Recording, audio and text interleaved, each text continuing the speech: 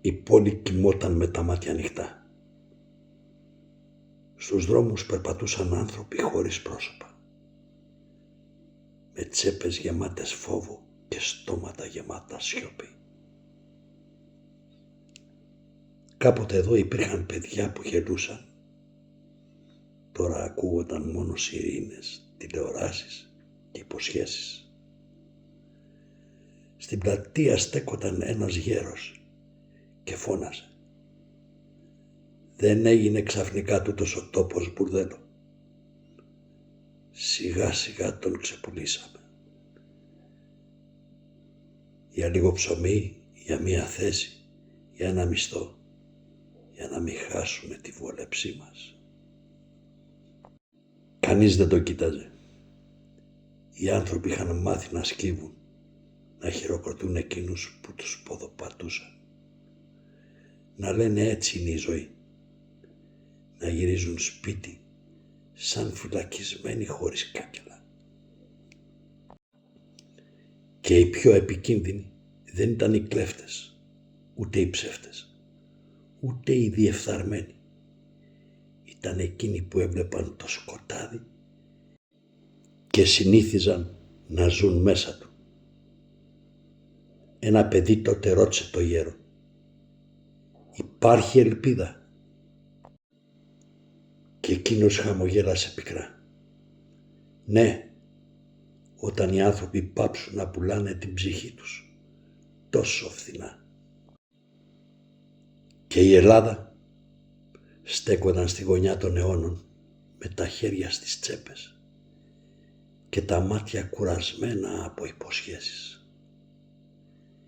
Οι δρόμοι γέμισαν ανθρώπους που βιάζονταν να προλάβουν μία ζωή που δεν τους άνοικε.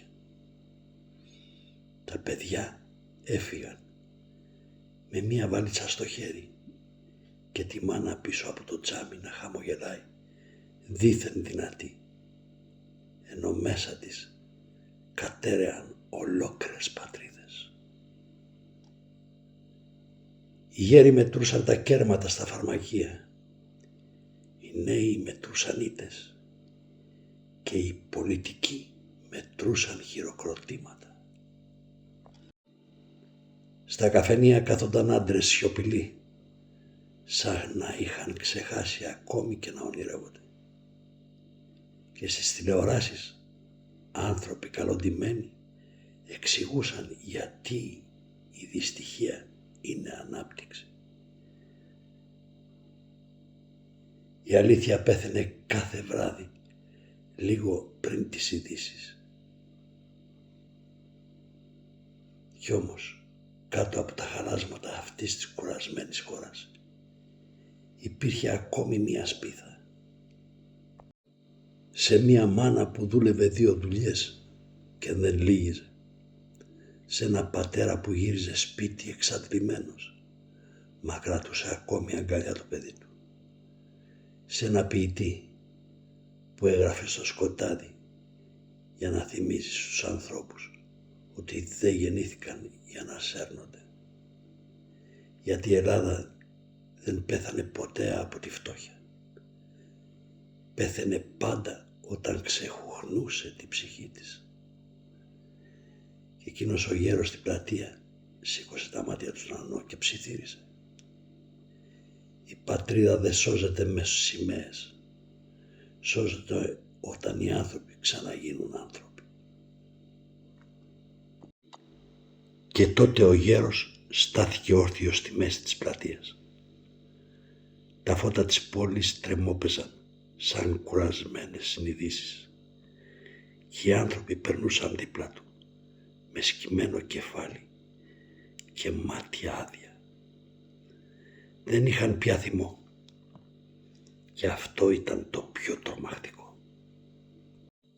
Γιατί ένας λαός δεν πεθαίνει όταν πεινάσει, πεθαίνει όταν συνηθίσει να γονατίζει.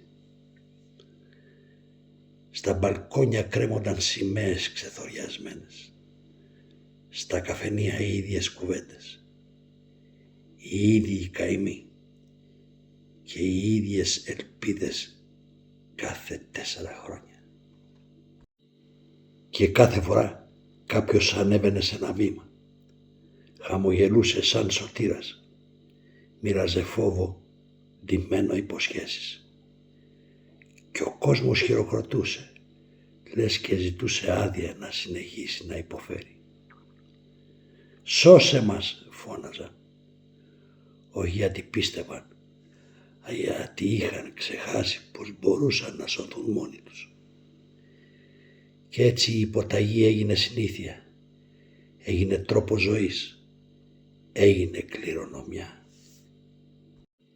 Οι άνθρωποι δεν ψήφισαν πια για το μέλλον, ψήφιζαν για το φόβο τους, για το βόλεμά τους, για ένα μικρό κομμάτι ασφάλειας μέσα στο χάος.